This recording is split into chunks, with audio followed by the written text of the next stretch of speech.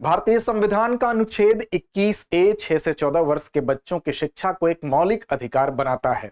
अब इसी मौलिक अधिकार को लागू करने के लिए 2009 में शिक्षा का अधिकार अधिनियम यानी कि राइट टू एजुकेशन एक्ट लाया गया ताकि इस मौलिक अधिकार को लागू किया जा सके। अब बात करें तो इसको लेकर न्यायालय में भी मामला गया।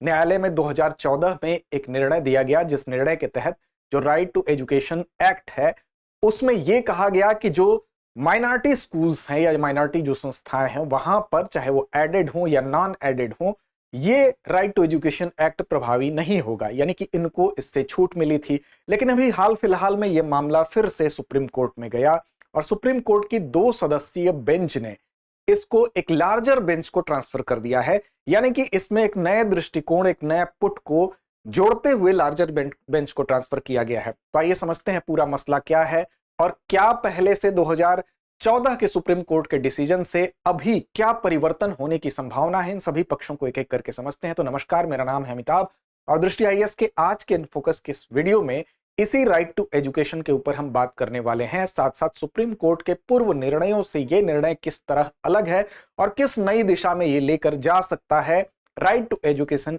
एक्ट को विस्तार से समझते हैं। तो चलिए सबसे पहले बात करते हैं खबर की। तो खबर यह है कि 1 सितंबर 2025 को जस्टिस दीपांकर दत्ता और जस्टिस मनमोहन की बेंच ने यह कहा कि जो छूट दी गई है, जो अल्पसंख्यक संस्थाओं को, अल्पसंख्यक जो स्कूल्स हैं, शिक्षण संस्थाओं को, उसको छूट देने की वजह से एक सार्वभौमिक और समावेशी शिक्षा का जो लक्ष्य है, यानी कि जो इंक्लूसिव एजुकेशन को बनाने का जो लक्ष्य है, यह लक्ष्य तय किया गया था किसमें? तो राइट टू एजुकेशन एक्ट में, जो कि 2009 में था। और यह क्यों था? क्योंकि जो शिक्षा का अधिकार है, जिसको मौलिक अधिकार अनुच्छेद 21A के तहत बताया जाता है, उसको हम लागू कर सके, शिक्षा ज्यादा से ज्यादा छात्र केंद्रित हो सके और इसको समावेशी बनाया जा सके, सार्वभौमिक बनाया जा सके। तो यह कहा गया कि इस छूट से, जो छूट 2014 में सुप्रीम कोर्ट के निर्णय के बाद दी गई थी, कहीं ना कहीं यह लक्ष्य प्रभावित होता है, यानी कि राइट टू एजुकेशन एक्ट और आर्टिकल 30 एक साथ भी चल सकते हैं। जो आधार बताया गया था कि आर्टिकल 30 का इससे उल्लंघन होता है, उस आधार के उल्लंघन के बिना भी राइट टू एजुकेशन एक्ट अपने उद्देश्यों में सफल हो सकता है, यानी दोनों को एक साथ चलाया जा सकता है। अब इस बात को कहते हुए इस 2 सदस्यीय पीठ ने इसको एक लार्जर पीठ को स्थानांतरित कर दिया है। अब 7 जजों वाली पीठ संभवतः इसकी सुनवाई करेगी। तो आइए विस्तार से समझते हैं, और ज्यादा स्पष्ट होगा आपको आगे जब एक एक करके हम हर एक पहलू पर बात करेंगे। तो देखिए, सबसे पहले बात करते हैं जो शिक्षा का अधिकार अधिनियम 2009 में है। तो आप जानते हैं कि अनुच्छेद 21A में जैसे कि 6 से 14 वर्ष के जो बच्चे हैं उनके लिए शिक्षा के अधिकार को एक मौलिक अधिकार बनाया गया था। अब जब मौलिक अधिकार बनाया जाता है तो इसका मतलब यह हुआ कि राज्य को कानूनी रूप से यह निर्धारित तरीके से इस आयु वर्ग के, यानी 6 से 14 वर्ष के आयु वर्ग के बच्चों को मुफ्त और अनिवार्य शिक्षा प्रदान करने के लिए यह बाध्य करता है। क्यों? क्योंकि बच्चों का यह अधिकार है, राइट है, तो राज्य इसके लिए बाध्य है। क्योंकि अगर बच्चों को, उनका ये 6 से 14 वर्ष के बच्चों को उनका यह अधिकार नहीं मिलेगा तो ये उस अधिकार के खिलाफ न्यायालय में भी जा सकते हैं। तो इस अनुच्छेद को 2002 में 86वें संविधान संशोधन से, आप जानते हैं जो 86th अमेंडमेंट था, 86वां संविधान संशोधन था, उसके द्वारा इसको जोड़ा गया था। और इसे लागू करने के लिए ही 2009 में शिक्षा का अधिकार अधिनियम जो था, यानी कि राइट टू एजुकेशन एक्ट था, उसको पारित किया गया ताकि इस आयु वर्ग के जो बच्चे हैं उनको निःशुल्क और अनिवार्य शिक्षा उनके लिए सुनिश्चित की जा सके। अब देखिए, आपको उद्देश्य पता चल गया कि शिक्षा का अधिकार जो अधिनियम है 2009 में क्यों लाया गया। तो इसी मौलिक अधिकार को विस्तारित करते हुए निःशुल्क और अनिवार्य शिक्षा की व्यवस्था हो सके। कितने से कितने वर्ष के बच्चों के लिए? तो 6 से 14 वर्ष के बच्चों के लिए। अब यह व्यवस्था कैसी हो? तो यह व्यवस्था चाइल्ड सेंट्रिक हो, यानी कि केंद्र में कौन हो? बच्चे हो, बच्चों का अधिकार हो, और बाद में बच्चों के अधिकार के बाद ही कोई भी संस्थान या प्रशासन आता है।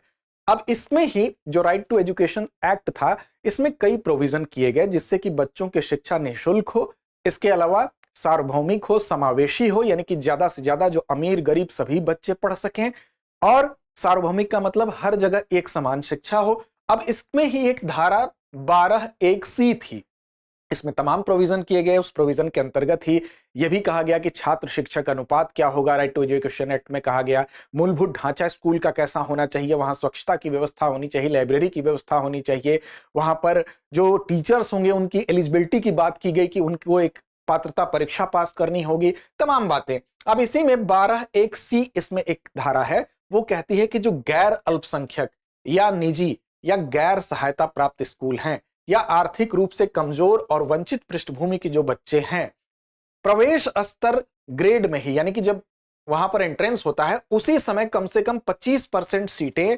आरक्षित करने की बात कही गई थी। शुरुआत यहां से होती है। 2009 में यह कहा गया कि जो भी गैर अल्पसंख्यक, निजी और गैर सहायता प्राप्त स्कूल होंगे, अब ये तीन शब्द गौर करिएगा, इसमें गैर अल्पसंख्यक की बात की गई थी, निजी यानी प्राइवेट की बात की गई थी, और गैर सहायता प्राप्त स्कूल जो है वो आर्थिक रूप से कमजोर और वंचित पृष्ठभूमि के बच्चों के लिए क्या करेंगे, कम से कम 25% सीटें अपने यहां जब एंट्रेंस होता है, यानी कि जब वहां पर दाखिला होगा उसी समय इन बच्चों के लिए, जो गरीब बच्चे होंगे उनके लिए आरक्षित करेंगे। केवल हम इस क्लास की बात कर रहे हैं। अब मामला ये कोर्ट में जाता है। कोर्ट में जाने के बाद 2012 में यहां पर कुछ निर्णय आया, फिर 14 में आया, और अब फिर से 2025 में यह मामला कोर्ट में, सुप्रीम कोर्ट में है। तो एक एक करके समझते हैं कि पूर्व में जो निर्णय थे वो निर्णय कैसे थे, फिर हम 2025 के निर्णय पर आते हैं और समझते हैं। तो देखिए यहां पर 2012 में क्या हुआ, society for unaided private school of Rajasthan, यह मामला था। यह 3 जजों के बेंच के पास गया। अब यहां पर कोर्ट ने क्या कहा, यहां पर कोर्ट ने कहा कि जो राइट टू एजुकेशन एक्ट है, इसकी वैधता को लेकर यह मामला गया कोर्ट में। तो यहां पर कहा गया कि राइट टू एजुकेशन जो एक्ट है वो पूरी तरह से वैलिड है, वैध है, यानी शिक्षा पर जो 25% का कोटा देने की बात कही गई है उसको कहा गया कि वैध है। प्राइवेट नॉन माइनॉरिटी स्कूल्स जो होंगे, यानी कि प्राइवेट होंगे, नॉन माइनॉरिटी होंगे, वहां ये पूरी तरह से लागू होगा। लेकिन यह कहा गया कि जो अनएडेड, यानी कि जिनको अनुदान नहीं मिलता है, ऐसे जो माइनॉरिटी स्कूल्स होंगे उनको यहां पर छूट दे दी गई। किसको छूट दे दी गई, यानी कि ऐसे माइनॉरिटी के स्कूल जिनको कि अनुदान नहीं मिलता है, जो नॉन एडेड हैं, अनएडेड हैं, उनको कहा गया कि उनको यहां पर उनके ऊपर जो आरटीई है, यानी राइट टू एजुकेशन एक्ट है, उसकी धाराएं, उसके प्रोविजंस लागू नहीं होंगे। फिर क्या हुआ, तर्क क्या था इसके पीछे, तो यह कहा गया कि जो अल्पसंख्यक पहचान है इन संस्थाओं की, जिनको aided, non aided minority schools जो हैं, उनकी अल्पसंख्यक जो पहचान है वो कहीं ना कहीं प्रभावित होगी, यानी कि आर्टिकल 31 का उल्लंघन होगा। क्योंकि आप जानते हैं कि आर्टिकल 31 क्या कहता है, आर्टिकल 31 कहता है कि धार्मिक और भाषाई अल्पसंख्यकों को उनकी पसंद से शैक्षिक संस्थान स्थापित करने का भी अधिकार है, संचालित करने का भी अधिकार है, और ये क्या है, ये मौलिक अधिकार है। तो इस तरह से आर्टिकल 31 जो है उसका उल्लंघन होगा, इसलिए नॉन एडेड जो माइनॉरिटी स्कूल्स हैं उनको इस कोटे के आरटीई की प्रोविजंस इनके ऊपर बाध्यकारी नहीं होंगे, यहां यानी कि यहां पर छूट दे दी गई।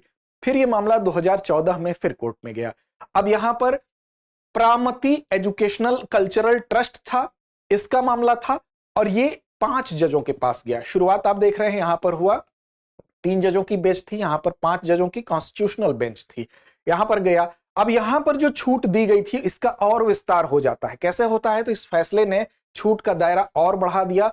अभी तक यहां पर आपने देखा कि जो नॉन एडेड माइनॉरिटी स्कूल्स थे उनको ही यहां पर आरटीई एक्ट को बाध्यकारी न मानते हुए छूट में रखा गया था। अब यहां पर 2014 में जो एडेड माइनॉरिटी स्कूल्स थे उनको भी कहा गया कि ये भी इस दायरे से बाहर होंगे, यानी इनके ऊपर भी आरटीई एक्ट की जो धाराएं हैं या प्रोविजंस हैं वो बाध्यकारी नहीं होंगी। तो यहां पर इसका और विस्तार हो जाता है।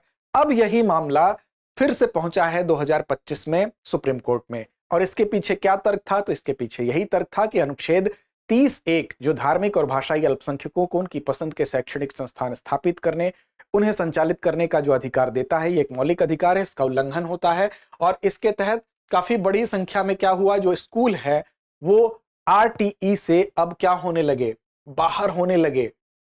क्यों, क्योंकि यहां पर यह तर्क दिया गया कि आरटीई आर्टिकल 30(1) के प्रशासनिक अधिकार पर एक चोट है, यानी कि इन धार्मिक और भाषाई अल्पसंख्यक जो है उनको जो मूल अधिकार मिला हुआ है आर्टिकल 30(1) के तहत, ये उसके खिलाफ जा रहा है।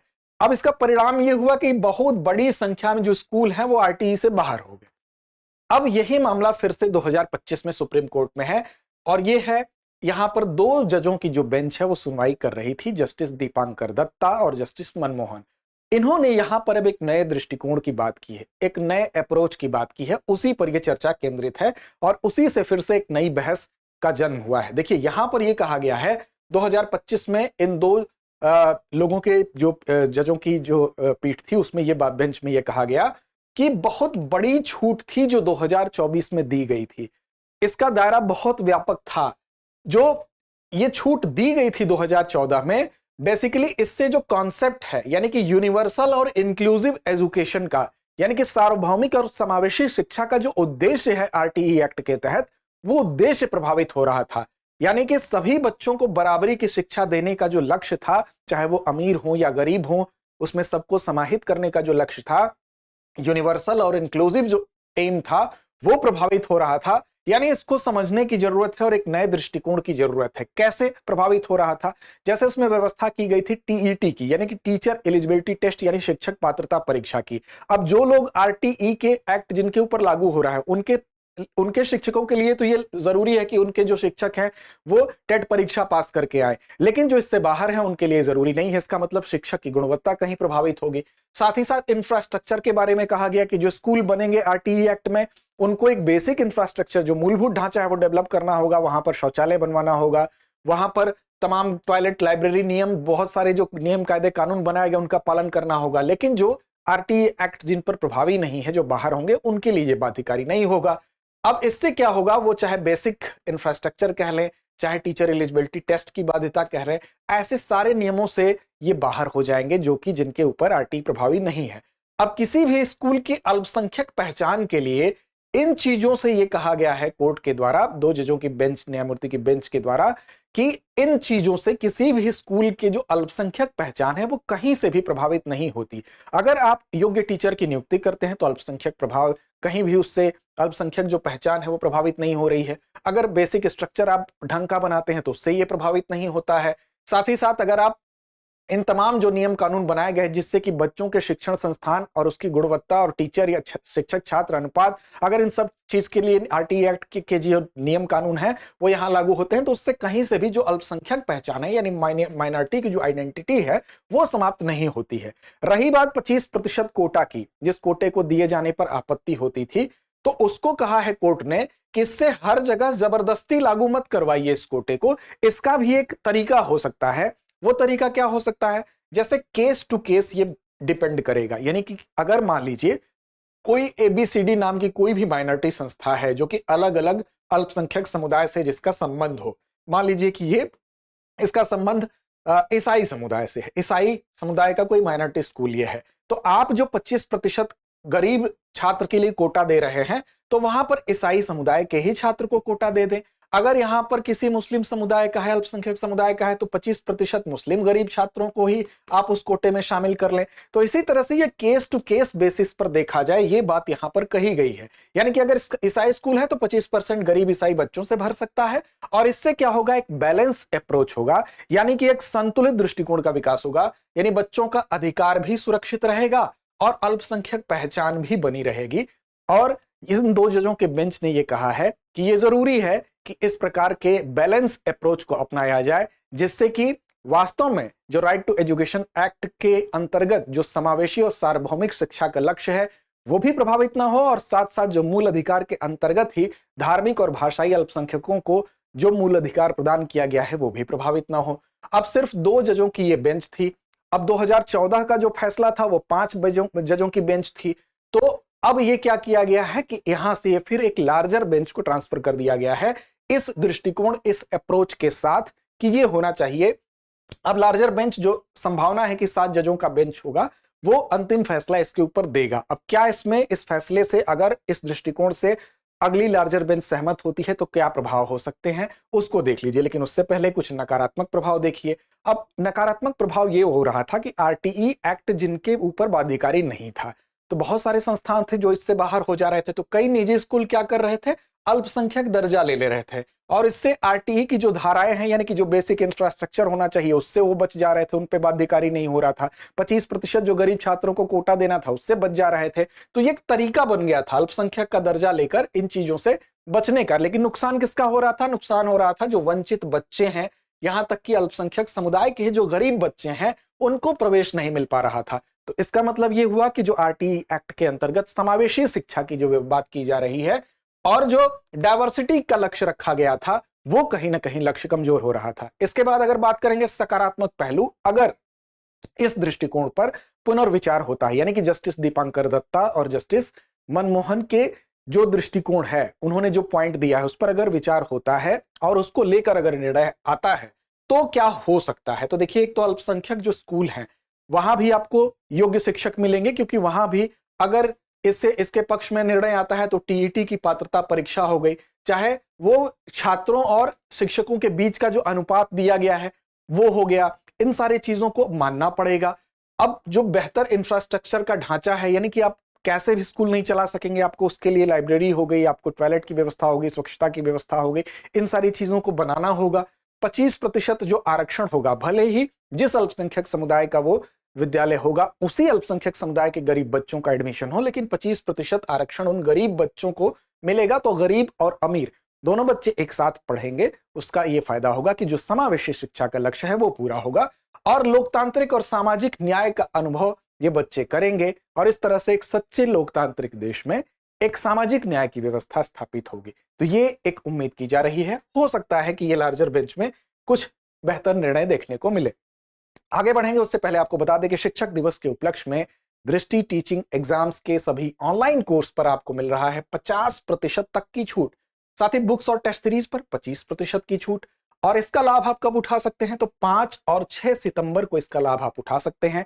इसके लिए आपको कॉल करना होगा 87501 पर, साथ ही डिस्क्रिप्शन में लिंक से आप फॉर्म भर सकते हैं। इसके अलावा आपको डाउनलोड करना होगा दृष्टि लर्निंग ऐप। तो चलिए अभ्यास प्रश्न की तरफ चलते हैं और इसका जवाब आपसे अपेक्षित है कमेंट बॉक्स में। प्रश्न है कि शिक्षा का अधिकार अधिनियम किस आयु वर्ग के बच्चों के लिए अनिवार्य प्राथमिक शिक्षा सुनिश्चित करता है। विकल्प आपके सामने है। विकल्प क्या है, 0 से 6 वर्ष, 6 से 14 वर्ष, 14 से 18 वर्ष या 5 से 12 वर्ष। तो उम्मीद ही नहीं विश्वास है इसका सही और सटीक जवाब आप जरूर देंगे। लड़ते रहिए अपने लक्ष्य की ओर, बढ़ते रहिए। अब एग्जाम की तैयारी को और बेहतर करने के लिए हमारे चैनल को लाइक, शेयर और सब्सक्राइब करना ना भूलें।